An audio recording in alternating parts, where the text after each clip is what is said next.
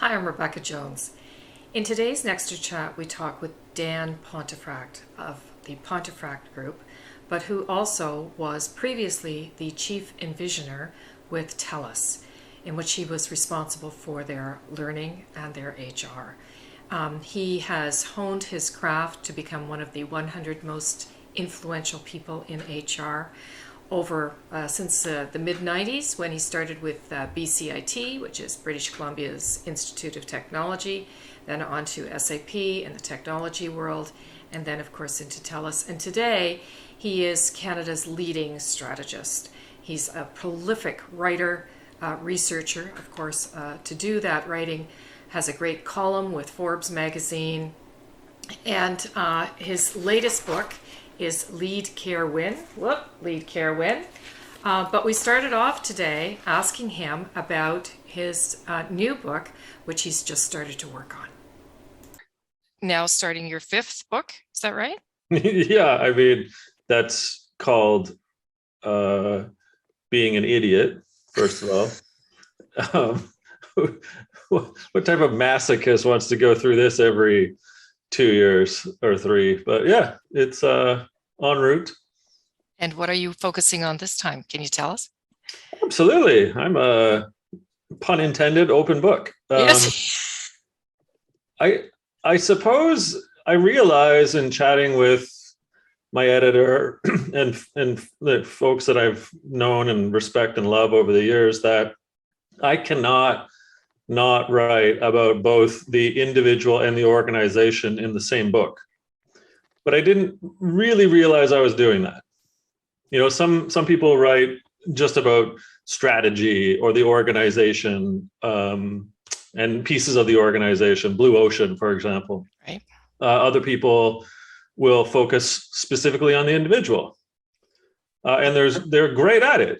Whether you're Amy Edmondson, whether you're Whitney Johnson, whether you're Brene Brown, like just fantastic authors. Right. And I'm nowhere near those types of people. I'm celebrity fan to them, or I'm the fan to their celebrity. So nonetheless, here I was thinking, okay, so between the 4 books, I've always actually written for the individual and the organization. First book about culture, second book about purpose, third book about thinking and being more prepared organizationally and individually. And then the last one, of course, leadership of self and leadership of others from an organizational perspective. So what I've been gathering steam over the years is this notion that the organization actually sets up traps and hurdles and impediments and trenches and fireworks and, Achtung danger signs, all over the organization, knowingly and unknowingly. So are these hazards, whether that's the strategy, purpose or lack of purpose, business processes, decision-making, performance management, a whole bunch of HR things. And I was kind of recognizing this, particularly during the pandemic, that a lot of that was getting in the way of an individual or a team success. So that was point 1. Point 2 then is then the individual doesn't often know about some of these things that get in the way, or they kind of know about it and they're like, well, that's weird. Why does that happen? And so I set about to write a book that does 2 things. It's basically, I don't know what to call it yet, but the working title is Decoding Work. And so if you're the organization, if you're the leaders and senior leaders or just leaders, you have to recognize, first of all, some of the things that you're doing to create the malaise and the discontent and the disengagement and, just the disillusionment at times as to what individuals want. And I think, again, the pandemic has shown we want flexibility. Great. We don't want to be micromanaged. Great. We want more than an annual performance review. Great. I'd like a coaching conversation with you, not a perfunctory checklist of my one-on-one meeting. Okay. But again, you flip it around and the individual has to better prepare themselves as well. Right. So if an individual is not defining what self-worth means to them, if the individual doesn't know what does get in the way of their own happiness, engagement, et cetera, if the individual is unwilling to sort out what their, free agency is, if you will, their free will, right? Their own decision making, their own ways in which that they should be operating, then you have friction. And so in some, decoding work is kind of like a life work in you book. It's for the organization to see what they're getting wrong in the health and development and the sustenance of being a human being. Right. And then the reverse is the individual ultimately is culpable as well for not doing the hard work to develop themselves, again, back to the aforementioned points, and to be better aware of what actually is some of the anachronistic anchors that get in the way of their own self-fulfillment. Right. So somewhere in between there is 50 to 80,000 words. Oh, I'm sure there is, because that takes in everything from culture to processes. Is that right? That's exactly it. That Right? is precisely. Exactly. So I originally thought I would write, like back in the day when, I still buy albums, but when you bought albums, you'd have the A side and the B side, or you'd have like double albums. Yeah. And I remember like the White Album, the Beatles, classic example where the, album A kind of poppy, album B a little bit weird, but equally cool for me at least. That was how I originally was going to write it. Was the first half of the book is for the individual, then you flip the book over and it'd be a different cover, Right. and you'd be writing towards or reading as if you're the organization. That still may come to be. I haven't really figured out what the final product will be, but it will definitely be a two-audience decoding work type of book. Now that would be really interesting, because you could have, and I'm sure you'll do this based on your other books. Like I use Lead Care Win all the time. Thank you. Because you give tools, right? That's the most important thing. It's great to read a book and we get all kinds of ideas, but if we don't have a way, especially when we're so hectic, right? A way to actually stop, and what are the questions we need to ask that are going to help us decipher this within our own context, which is basically what a tool is. Yeah, thank you. So I'm open to book title ideas. This is Nexters have all the good ideas. Then I need a Nexter book title. I'm sure it will appear in the chat.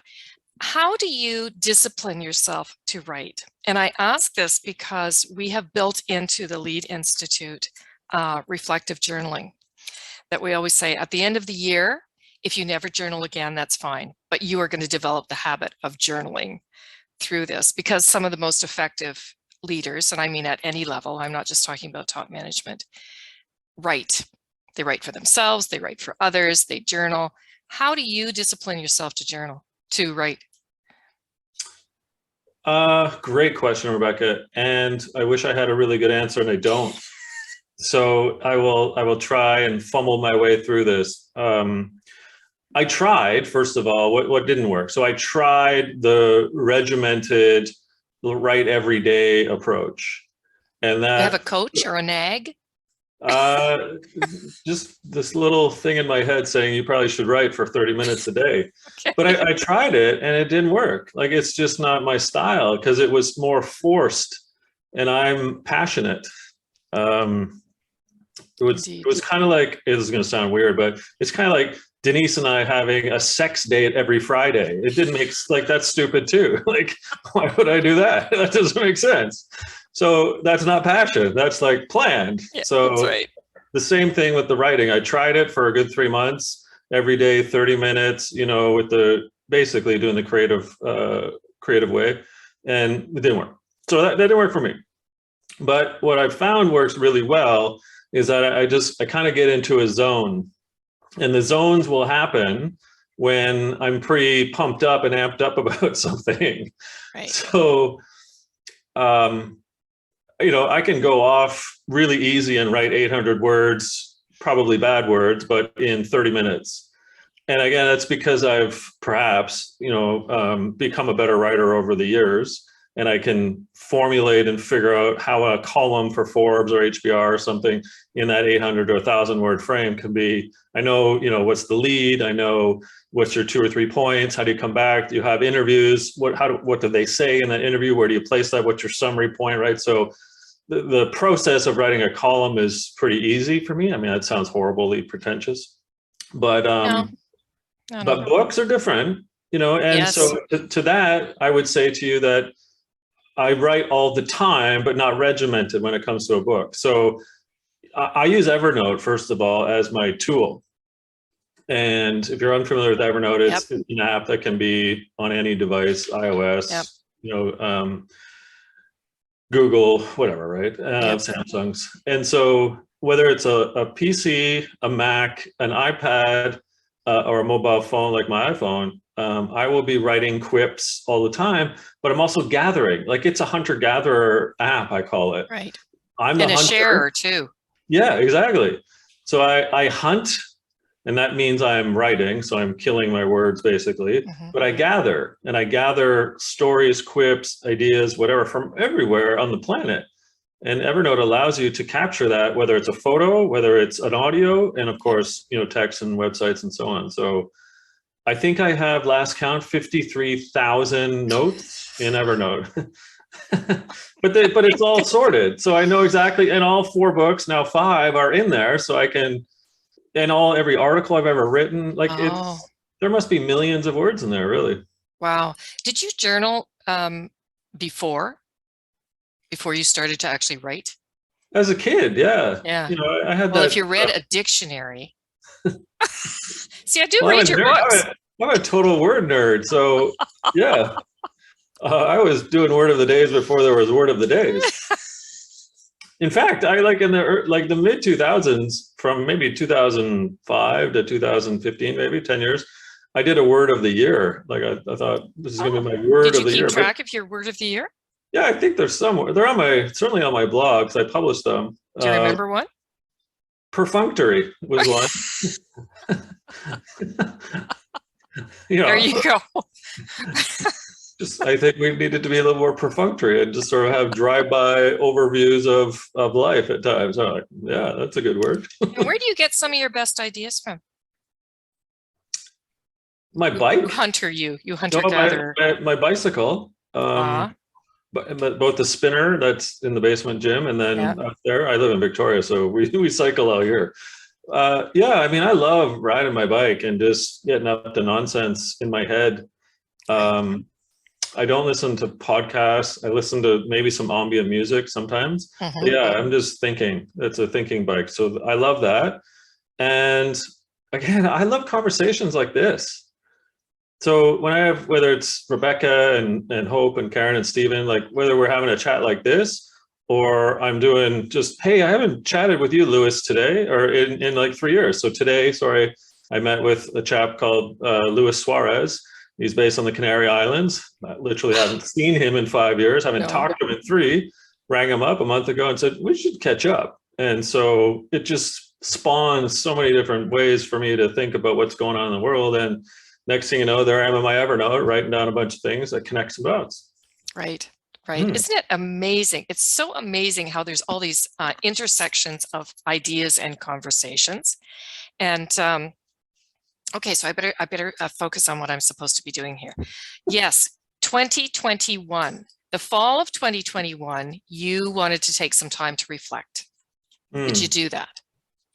I did. Yes, a very good 6-week sojourn, unplugged, very healthy, clicked out, tapped out. It was cathartic, quite frankly, and to be not part of the race, the rat race, if you will, it was great.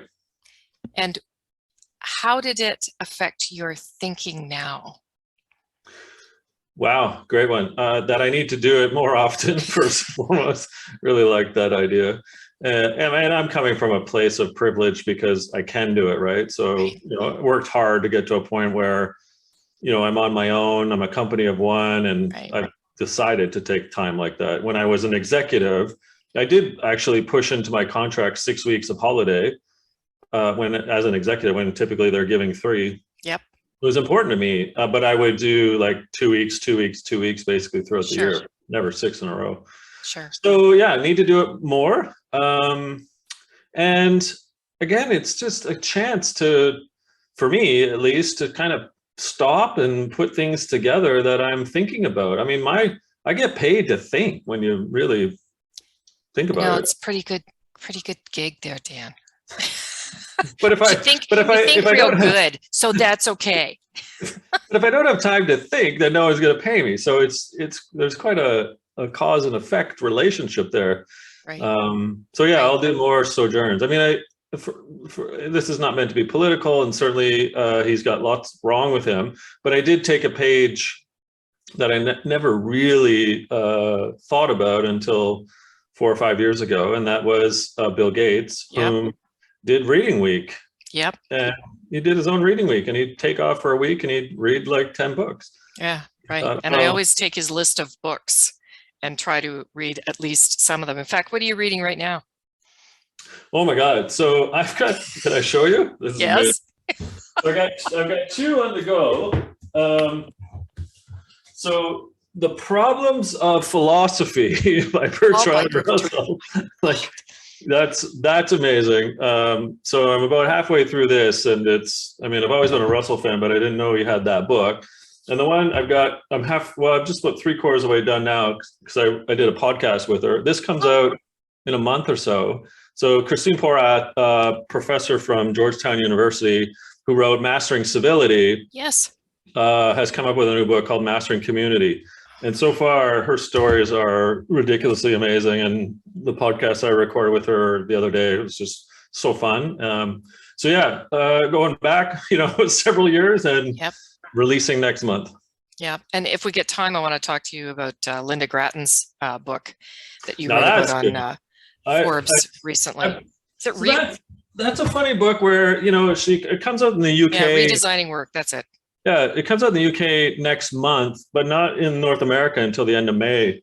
And Really? Linda's always been a friend, and she's cracked the code of hybrid work for sure. Yeah, so I do want to, hopefully we'll get there, because I'd like to talk to you about hybrid work when you need people on the front line and how that, okay, we'll get there. But the end of 2021, so you had this time to reflect, which influenced your thinking, and then you got hit. And for those that don't know, Dan, and he wrote about it very eloquently, very openly, the impact of having his son have a freak eye accident, which could have impaired his, and he was to have 7 surgeries. Is that right? We finished 3, 4 to go. 4 to go. Good Lord. Yep. Yeah. And so you wrote about that. And there's 2 things I wanted to talk with you about that. One is sort of resiliency, which I love that word, and I'm starting to hate it because everybody's using that. But I'm sort of thinking there, the resiliency of, being a father, obviously, and thinking about how you coach yourself and your son and your family through this. And the second is to then talk about your opening up of this to people. So let's talk about, first of all, the resiliency. And have you found a better word yet? You word nerd.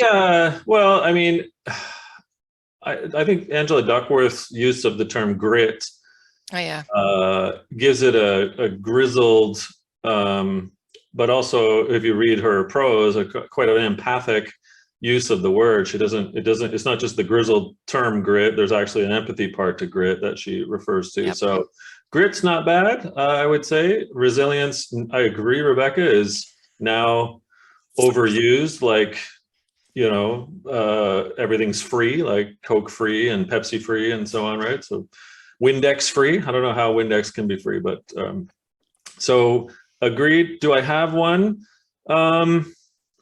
I like perseverance, because when you persevere, you're going through something to get somewhere else. Right. And so to me, that is apt for what Cole is still going through because he's not yet to the other side. And just the quick summary, I'm old enough to say Cole's notes on this one is so we live in Victoria. I grew up in Hamilton. We're used to winter, my wife and I. And we also did our undergrad at McGill where we met. So really winter in Montreal. But we got married right after graduating and moved to Vancouver and then Victoria. So I spent the last 27 years out west.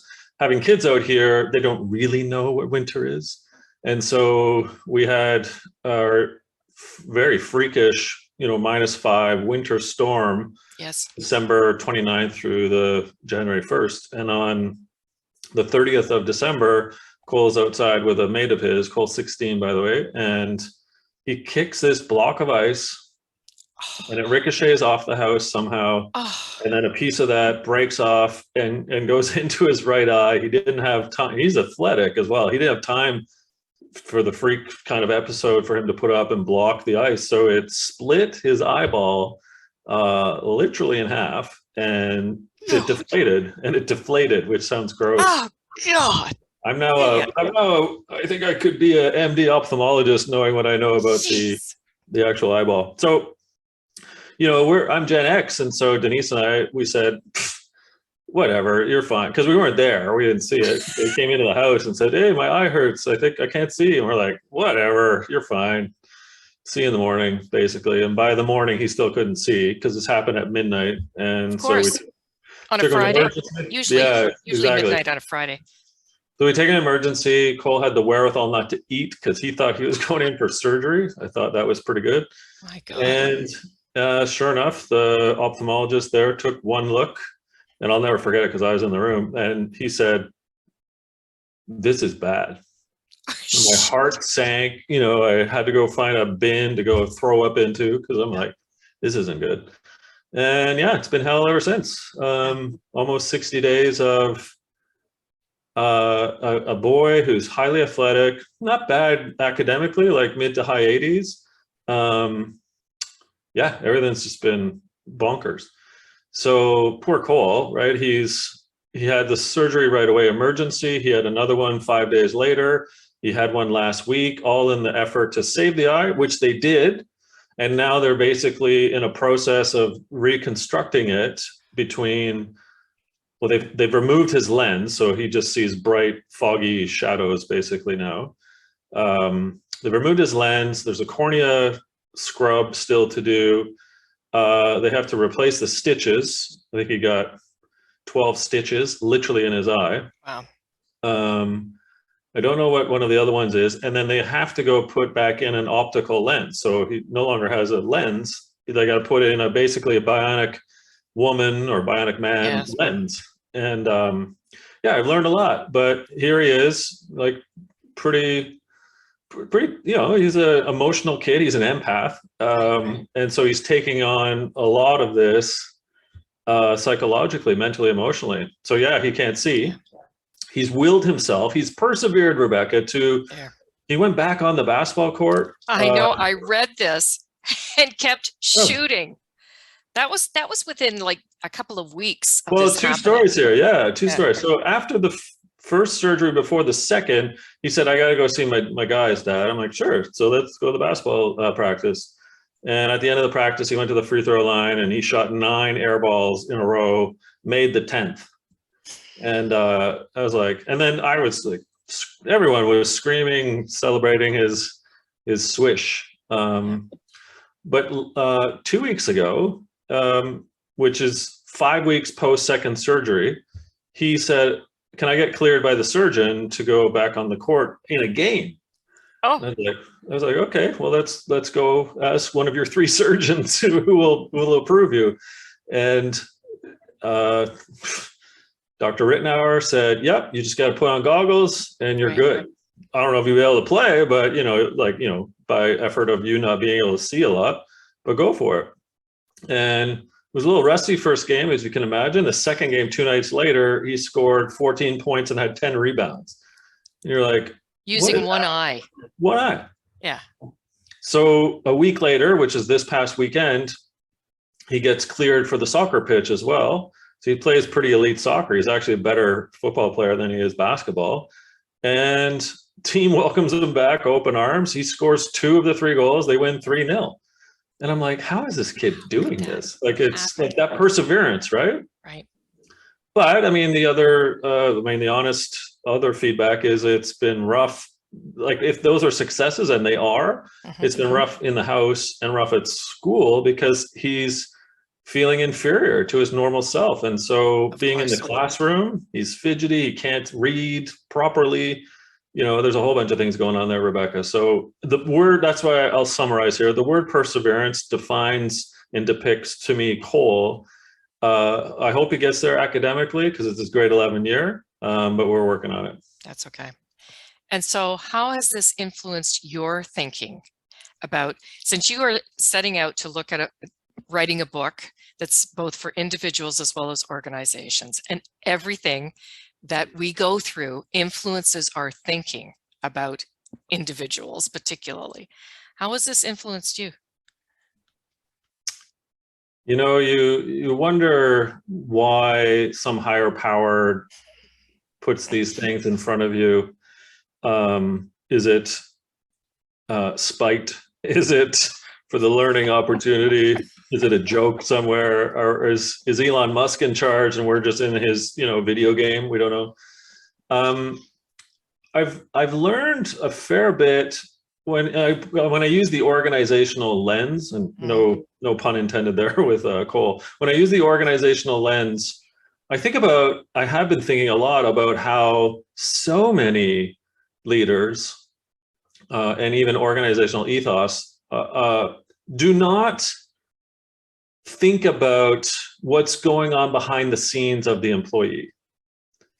The baggage that they have, the extraneous stress, the suffering that may be because they're caring for an elderly parent, they're dealing with an autistic child, someone's building a home beside them and it's incessantly noisy. Right. There are so many things that I believe we've overlooked because we've asked employees to come to work wherever that is, online or in an office, or front lines. If you're working at Burger King, you're working at a corporate store selling iPhones. There's so many things that we've forgotten to ask ourselves of what their actual life is. Right. Because you can't check yourself at the door. Emotions and ego and stress come with you. And there's too many organizations and leaders that say, well, we're paying you, like, suck it up, buttercup. And I fundamentally believe that we've missed the boat. And Cole has taught me that, I suppose, or maybe even just cemented the point. I mean, I'm not saying I was a lunatic before this in my thinking, but it has certainly exacerbated my thinking. Right. That would be number one. And number two is that I think we need to do a far better job of celebrating the process, not necessarily the outcome. So when we can celebrate or recognize people going through the development, going through the sales cycle, going through the hurt, going through the development, going through the acquisition, but not the final acquisition itself, not just when someone becomes a director, not when not just the outcome, which I think we do really well, but we need to really, as leaders, celebrate, recognize, pay attention to perhaps the process. Right. Because I'm paying attention to this process, and there is far more downs than there have been ups in the last 60 days. Right. And we're not done. So to get to door B, there's a journey from door A through, and we can't just celebrate the fact they got to door B. Exactly. And just imagine, this is what I always think too, just imagine if you were on the front line. Okay. I do believe that when you're in a position of leadership in an organization, whether that's a team of 6 or a business unit of 500 or an organization of 10,000, you have a higher duty of care to be far more benevolent and open and vulnerable, in who you are as a human being. And if you don't like who you are as a human being, that's a whole other story. So let's table that for another day. Right. And Why? Well, because arguably you've earned the right to be in that position of power. And I use the word power specifically because people look up to leaders and know that they can wield the power of a performance review, of a performance increase, if you will, from a remuneration perspective, of a job title increase, of course, of projects and media assignments, of saying yay or nay to the lateral move across the organization. Like there is an inordinate amount of power that the leader can wield. Right. And so with that, I would argue that we need to almost disempower or dispower or remove the power. And we can do so by being far more humane and open, in our own struggles to get to where we were, and also to use that as learning opportunities to teach people as they come up the ladder to be that type of human being, i.e. the more open, vulnerable, and coach. Right. To wield power goes with the job. But to wield power in a more empathic and open and vulnerable way, I think is part and parcel to how society is slowly shifting, if not fastly moving because of the pandemic. Right. So I think we just, it's time. It has been a long time coming. And I think you've got a fair number of leaders who are now waking up to that need in terms of their own leadership id or ego. Yeah, no, exactly. And the empathy, actually, it's a very nice segue into the next topic, which is around boundaries.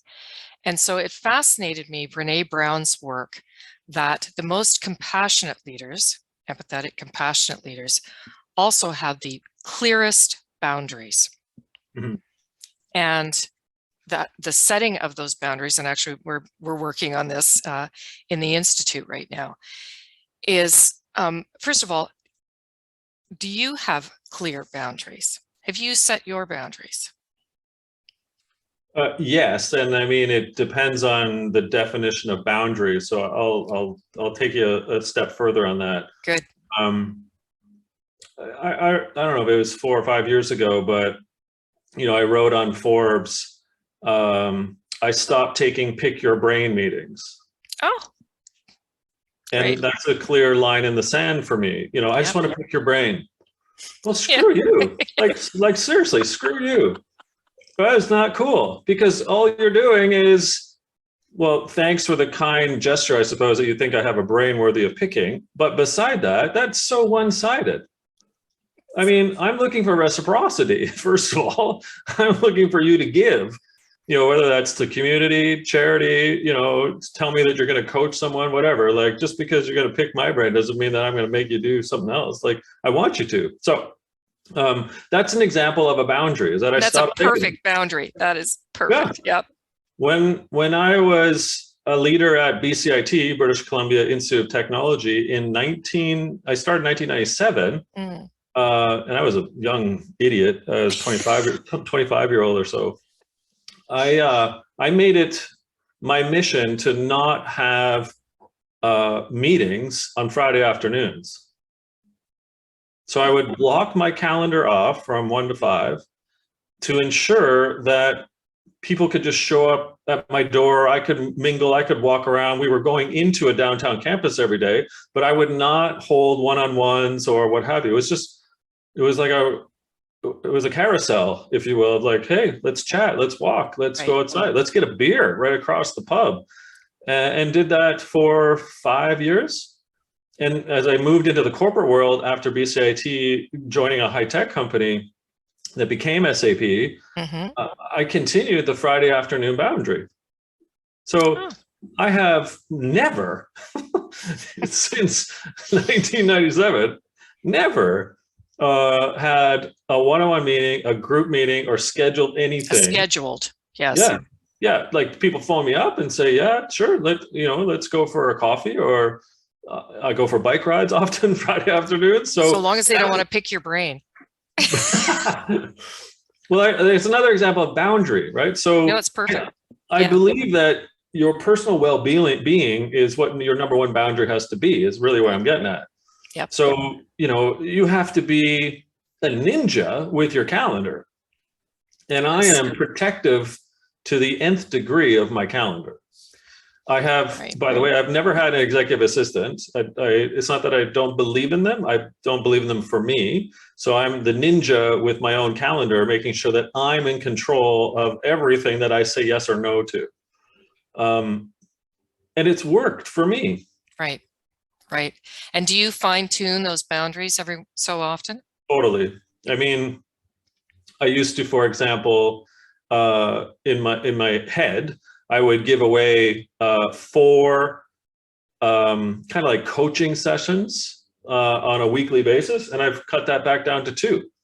Great. Because I needed more time, and I just had to do that. And I thought, well, I'm not going to 0, but there's now 2 times I'll meet with people and just yap about anything. Yeah.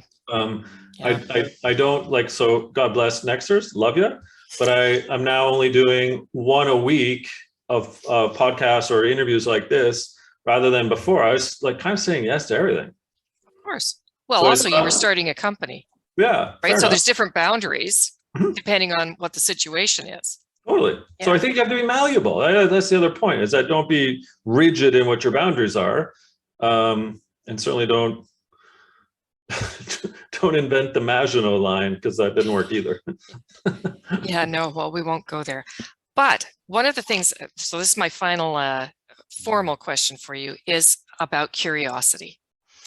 And well, because you started out, right? We're talking about books and writing. You are a hunter-gatherer. That's naturally curious. And in Lead, Care, Win, you talk about the importance of leaders remaining curious, and also of building curiosity in the people that they're responsible for. Talk to me about that. So how do you retain your curiosity, and how do you, and also what are you most curious about?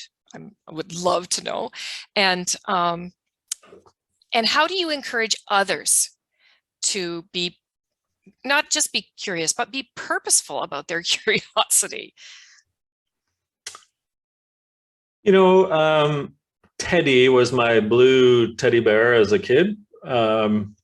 Really clever name for me to name my teddy bear Teddy, but Blue Teddy was my guy. But close second was Curious George. Curious George sat on that bed forever, right beside me. And with the original, yellow book, Curious George. So I suppose, if this is more a psychologist couch that we're on right now, going back to my youth, I think subliminally I was a Curious George monkey, just as a kid. So, you alluded to reading the dictionary. Yeah, still do. I love it. And that's but that's curiosity, I suppose, right? That just was instilled in me, perhaps by Curious George, if not my dad. To answer the question, 2 things come to mind, which sound ironic, if not oxymoronic, and that is silence and questions. So the word silent, of course, is an anagram for listen. So I got my ear to the ground on everything. I just love listening and being silent to, you've got 5 minutes in a line going to get a dessert or a coffee, and I'm on a Twitter stream or a LinkedIn stream listening to what the conversation is. I'm not necessarily the biggest podcast guy, but certainly I will listen to the odd podcast that come my way. I listen to the Globe and Mail, the New York Times, The Economist. I get Al Jazeera and Fox News so I can hear a little bit what's happening perhaps on the other side of the fence, on the right. I'm a constant listener. And I think that's important, because my strategy prof in my MBA, Dr. Powers, taught me something I'll never forget. And that was, Dan, and this is in a one-on-one conversation, he said, Dan, headlines are okay, but pay attention to the trend lines. And I thought, oh, that's brilliant. So I listen for the trends, scour the earth for what those trends are. And the listening also goes back to reading. So, whether you're Bertrand Russell or Christine Porath, I'm probably reading 2 books on average a week. Mm-hmm. And I might skim read as well. Like, you don't have to read the entire prose. But I also sink my teeth into like academic articles, listening to what's going on with the research. So that's the listen part. The questions part is both asynchronously and synchronously. Again, back to having conversations like this, or particularly LinkedIn, is asking. What do you mean by that? What are you doing? How did that work for you? 2 days ago, this chap Andrew Barnes. I was listening several months ago to education tech platforms and listening to basically the development and evolution of education tech platforms. I come across a chap, a millennial called Andrew Barnes, based in Brisbane, Australia, started this company called go1.com. I have no financial inklings what to do with them. And I was like, I need to meet this guy. And so we talked 2 days ago for 45 minutes just about him and his Rhodes Scholar, his 3 degrees, why he started the company, what he's up to next, how his company is really the glue that links between ed platforms that are like LMSs and content providers that are content creators, et cetera. And I'm just having the grandest old time learning through my questions of this kid, Andrew Barnes, who decided to accept my call. So I guess the third point here is I'm unafraid, Rebecca, to reach out to anyone and say, hey, I don't know if you care, but I'd love to meet you. So I don't care who you are, where you come from, what your culture is, what your title is, where you live, what your ethnicity is. I don't care. I just am so curious about, back to the word curious, I'm so curious about people that I'll just reach out to anyone and either listen, because I want to learn more, obviously, or ask the questions. Right. Which is a strategist you have to be. How do leaders encourage the people they're responsible for to be curious, other than modeling? Yeah, I mean, there's all kinds of different types of employees, as I've learned over the years. There's no one size fits all. So you have to be cautious. You can't sort of just push everyone to be curious, because some people are like, look, I'm really good at my job and I just want to be able to execute. Is that enough? Yeah. I think we go sometimes too far as leaders to suggest that everyone has to be curious, creative, etc. I think there's a degree we all need to be, but not to the nth degree. Not everyone has to be the same level of creativity or curiosity. So again, be cautious and cognizant of the fact that as a leader, not everyone is the same, and not everyone should be the same when it comes to curiosity or creativity. Yeah, for sure. What are you really curious about right now? Cole's perseverance, Cole's recovery, connecting the dots on a professional level between what's happening within sort of this beginnings of the endemic, a hopeful post-pandemic world. Every mainstream media and social media outlet is so fixated on great resignations and great resets and hybrid work and flexible work. They're missing, again, the trend line, which is we really need to figure out what culture and organizational agility is. And that's going to be a far better conversation and ethos to create than why are people quitting? Why are people thinking about resetting? What is hybrid flexible work? Yes, important. Right. But this is a chance to actually craft a culture that is collaborative, that is kind, that is purpose-driven. Like I think we just have a wonderful opportunity. And I'm trying to figure out, again, between what we have done, and there's some progress been made, but also what needs to happen between this kind of work-life thing. That's where I'm at, spending time in research annals, my buddy Bertrand Russell and the like.